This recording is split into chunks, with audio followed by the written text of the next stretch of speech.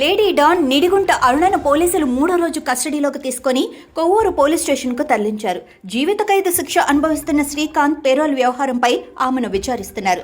శ్రీకాంత్తో కలిసి చేసిన నేరాలు, బిల్డర్ ఫిర్యాదు కేసు, ప్రభుత్వానికి సమర్పించిన నివేదికపై ప్రశ్నలు సంధిస్తున్నారు. ప్రస్తుతం అరుణ ఒంగోలు జైల్లో రిమాండ్ ఖైదీగా ఉన్నప్పటికీ విచారణ కోసం ప్రత్యేక బృందం కృషి చేస్తోంది.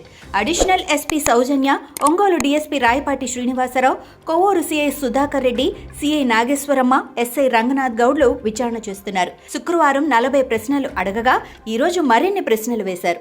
శ్రీకాంత్ పెరోల్ వివాదం రాష్ట్ర వ్యాప్తంగా చర్చనీయాంశమవుతున్న నేపథ్యంలో భద్రతా కారణాల రీత్యా అతడిని నెల్లూరు జైలు నుంచి విశాఖ కేంద్ర కారాగారానికి తరలించారు.